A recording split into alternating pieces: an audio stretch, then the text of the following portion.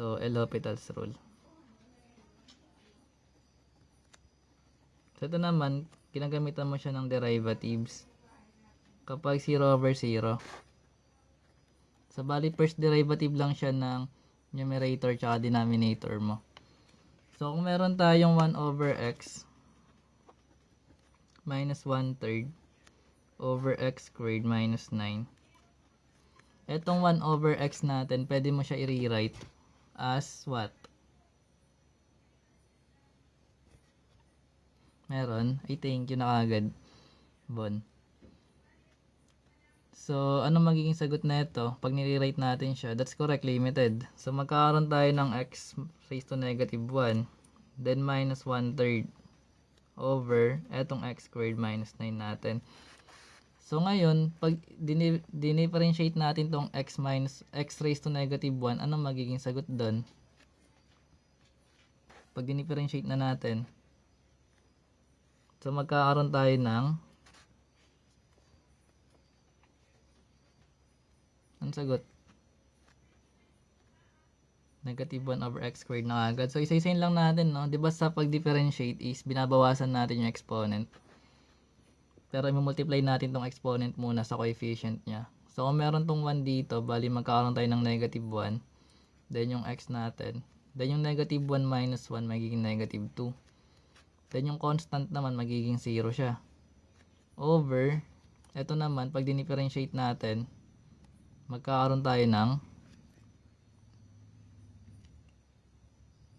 derivatives ng x squared is, diba 2 times 1 magiging 2. Then, bawasan mo yung 2. Magkakaroon ka pa ng 1. So, pwede mong ilagay o kahit hindi na. So, bali ganito yung kakalabasan niya. So, dahil constant to, 0 na yon. Ngayon, kung magkakaroon tayo nito, pwede mo siya i-simplify pa. Or kung gusto mo, i-direct sum mo na. Depende.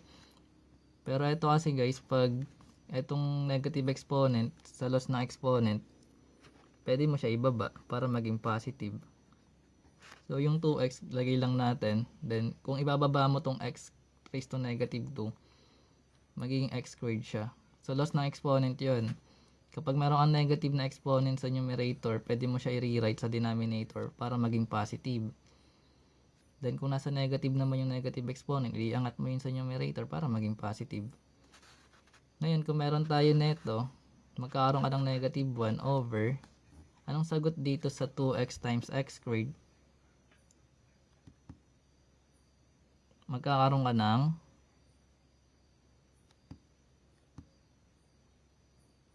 x cube. That's correct. So, magkakaroon tayo ng 2x cube. Ngayon, pwede mo na ilagay yung itong 3 natin dito.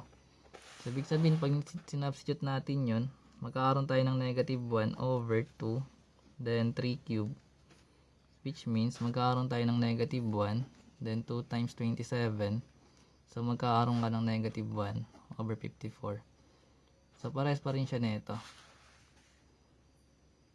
Ito mas madali kasi indeterminate eh, kung pamilya ka sa derivatives. Saan napunta yung 9? Wala na yun guys kasi nag-differentiate na tayo eh. Derivative ng constant is 0. Pag ginamitan mo siya nito.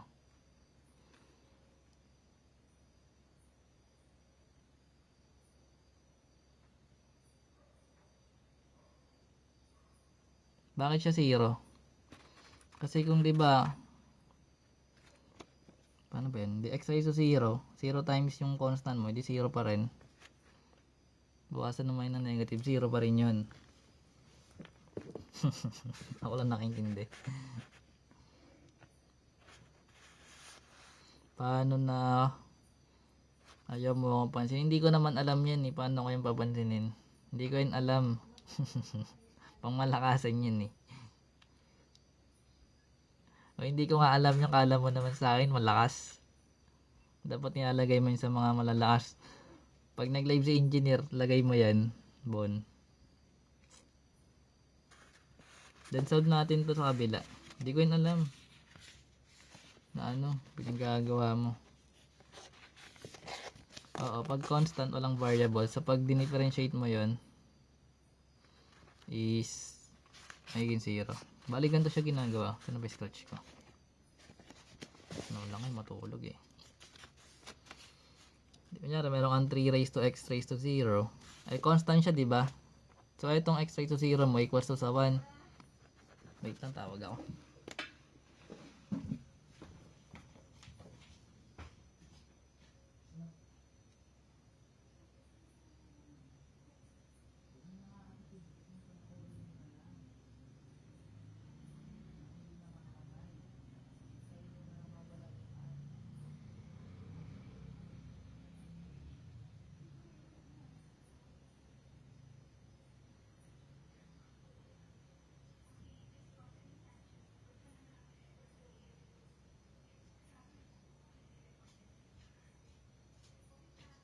Hindi natutulog. Nood nung nood. Bahala kayo dyan. So magkakaroon tayo ng 3, 'di ba? Ito 3 raised to 3x raised to 0, same lang siya ng 3 times 1. So kung constant to, magiging 3 to. So ngayon kung di-differentiate mo to, galing dito, 'di ba ang ginagawa natin is yung 0, multiply mo sa 3, so magiging 0 'yon, then x raised to 0 minus 1, which is magiging 0 x raised to negative 1. So kahit ibaba mo tong negative 1 mo dito, maging positive yan, 0 pa rin kakalabasan yan. Basta ganun. Anyways, balik tayo dito. Gets nyo ba? Bahala kayo, hindi nyo naiintindihan. So, in-explain ko na. Okay. So, yun. Tayo, puntaan natin itong mga ganito. Mga indeterminate. So, solve natin to using L'Hopital's. Paano natin gagawin yan? Diba matic x squared na pag 0x squared? Ha? Ano daw? Ako ba kausap mo, boss? Hindi yata ako kausap na ito. Bahala kayo dyan. So ngayon kung meron tayo na ito guys na limit ng x squared minus 16 over x squared. Ulit. May limit tayo ng x squared minus 16 over x minus 4 as x approaches to 4. Then dinirect sub natin siya kanina, di ba? Then lumabas is 0 over 0. Then yung sagot natin is 8. Gets natin yon. Ngayon dahil 0 over 0 siya, indeterminate, pwede natin ulit gamitin ng L'Hopital.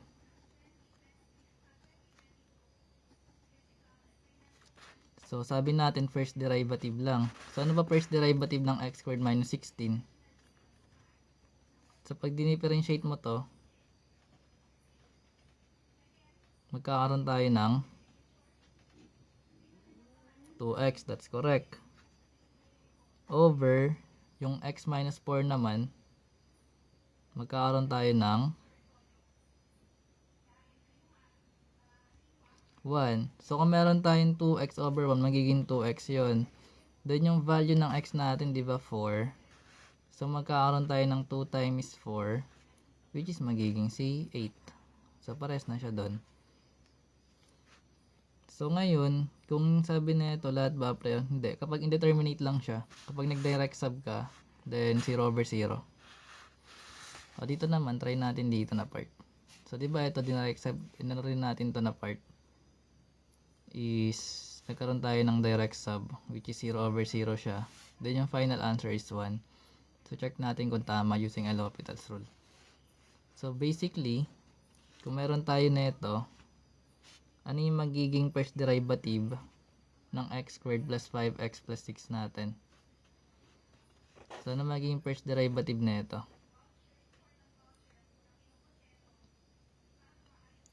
2x plus 5. That's correct. Kasi derivative ng x squared is 2x. Then derivative ng 5x is 5. Then yung constant 0. So wag na natin ilagay. Then derivative naman ng x plus 2 natin, magkakaroon tayo ng 1. Set x is 1, di ba? Wag dinifferentiate. Then constant 0. So ngayon, pag pinlag natin, ito magiging 2x plus 5 na. Then syempre, pag dinirect sub na natin yung negative 2 natin, magkakaroon tayo ng 2 times negative 2 plus 5. Eh ang 2 times negative 2, di ba magiging negative 4. then plus 5. So magkakaroon tayo ng positive 1, which is eto yun. Diba? Pag indeterminate lang yung ginagawa. Anyways, pag di nyo alam, dito guys may mga derivatives. Punta kayo dito. Then try natin itong kabila. Ito may radical. So, dinirect sub natin to. Then nakuha natin is, final answer niya is 1/6. Check natin using L'Hopital solve.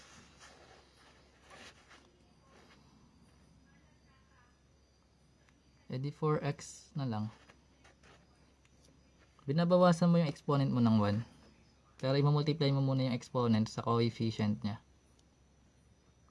Anyways, balik tayo dito guys. So, meron tayong square root ng x plus 9 minus 3/x. Then, kunin natin yung first derivative ng numerator. Anong kakalabasan nun? So, mukha siyang mahirap, di ba? Pero kung meron tayo kasing square root ng x plus 9 and kukunin natin yung derivative nun, yung denominator 1 na yun, alam na natin. So, punta tayo dito sa numerator. So, basically, eto guys, na kung meron kang radical, meron ako dito yung beads sa derivatives kung gusto nyo aralin. Pero baka dito makuha nyo agad eh. So, rewrite mo muna siya as exponential or radical, rational expression, rational exponent. So, yung x plus 9 natin magiging raised to what siya? Kung meron kang square root. So, magkakaroon tayo ng raised to 1/2, di ba? 1/2 muna, i-rewrite pa lang naman eh. Then minus 3. So, ngayon pag dinifferentiate na natin to, ito 1 na to eh, over x lang naman to eh. So, lagay natin para rewrite lang muna. So, ngayon, pag dinifferentiate natin tong x plus 9 raised to 1/2 natin, bali same lang siya sa power rule na ginawa natin dito. Like, ibababa mo lang to dito sa unahan. 1/2 pa rin kasi naka times 1 lang naman siya dito. Then, ikakopy mo lang to ng buo. Kumbaga, chain rule yung ginagamit dito. So, x plus 9. Then, kung meron kang 1/2, babawasan mo yun ng 1. Anong magiging sagot? Ano yung matitira sa 1/2 minus 1? Magkakaroon ka ng... Hindi, babawasan mo nga siya ng 1 eh. So, negative 1/2. So, pagkatapos nun guys, i-differentiate mo na tong x plus 9 mo. Kasi nag-chain rule ka. So, derivative ng x, diba 1 lang din. Then, yung derivative naman ng constant natin magiging 0. So, kahit wag natin ilagay yon. Over yung x natin. So, derivative ng x naman is 1. So, ito na lang matitira. So, ngayon kung meron tayo na ito na matitira, multiply mo lang to dito, edi ito pa rin yung kakalabasan. Bali, magkakaroon ka pa rin ng 1/2 tapos x plus 9 raised to negative 1/2. So, dahil naka-negative exponent to guys, pwede mo naman to ibaba ulit. Bali, ilalagay mo sa denominator. Remember, kapag nasa gitna to ng fraction bar, eto, consider to as nasa numerator, no? So, ngayon kung nasa numerator to, sabi natin, para maging positive yung exponent mo, ilalagay mo yon dito sa denominator. Ganyan. Then, kung gusto mo, ibalik mo siya sa square root. Kasi alam natin na ang 1/2 na exponent is same lang siya sa square root. Ngayon, pwede mo na i-plug yung 0 natin. So, ibig sabihin, lahat ng variable x, kapalitan mo lang 0. So, magkakaroon ka ng 2, tapos 0 plus 9. Then, magkakaroon ka ng 1/2 square root ng 9. So, magiging 1/2 times 3, which is magiging 1/6. So, ibig sabihin, ito siya. Kaso dito ginamitan ng conjugate. Pero pag indeterminate, mas madali siya kung familiar ka sa derivative. Ni-rationalize, ito na nga yun eh. Ba't mo siya i-rationalize na perfect square naman siya? Si limited talaga, boy. Ano ka na, boy? Report ka. Tulog mo na yan, boss. Limited idol. Meron pa dito isa pang example Ay wala na ba? Ay, ito pa, may isa pa.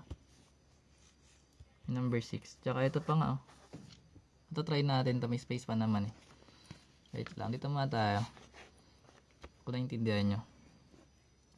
So ito naman guys, kung meron tayong limit ng x cubed minus 8 over x squared minus 4 as x approaches to 2. Then, nung dinirect sub natin siya, nagkaroon tayo ng 0 over 0 which is indeterminate. Then, sinimplify natin siya using factoring. Then, nakakuha tayo ng 3.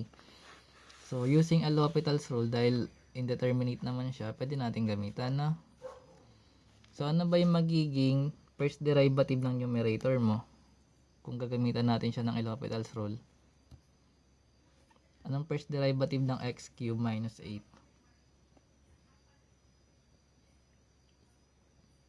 That is 3x squared. That's correct. Tapos 0 na to, diba? So, wag na natin ilagay. Dahil yung denominator naman, magkakaroon tayo ng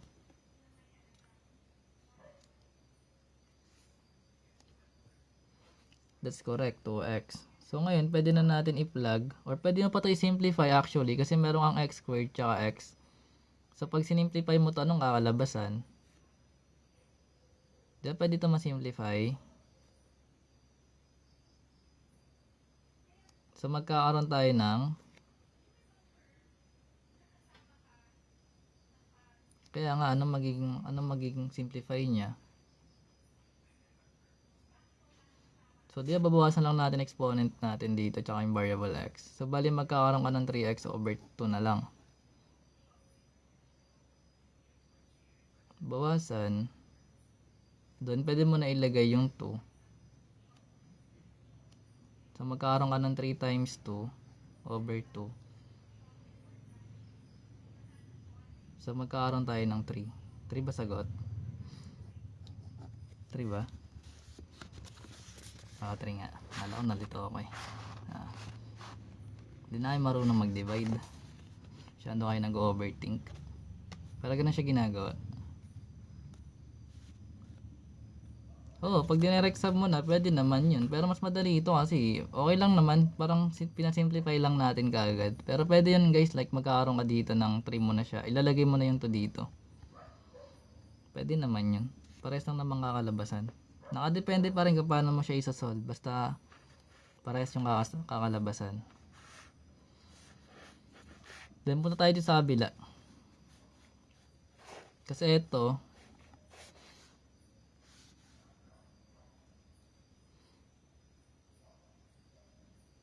ba't ka nag-derive? Hindi ako nag-derive. Differentiate. Hindi. Kasi indeterminate. Anyways, other method to guys pag indeterminate. Pag okay lang, gusto mong magganito, wala namang case sa akin yan Dito maraming video ng derivatives. Tsaka basta marami ditong vids. Check nyo lang yung page. Tsaka yung white.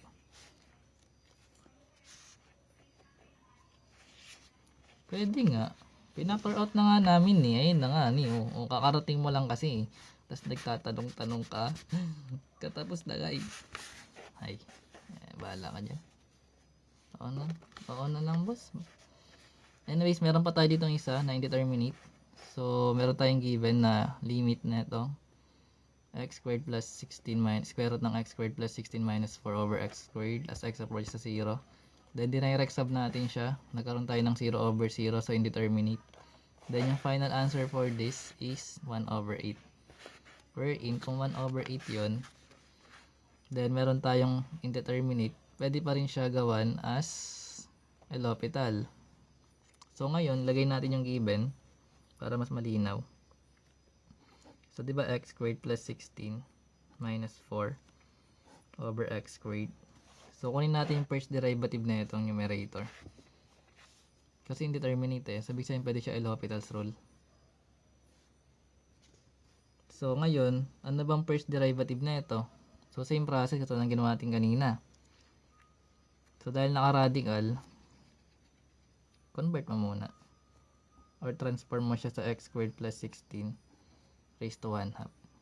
Then, minus 4. Then copy lang natin yung denominator. Wait lang, nag-a-alarm yung ano eh. 11:11 na pala. Alis well.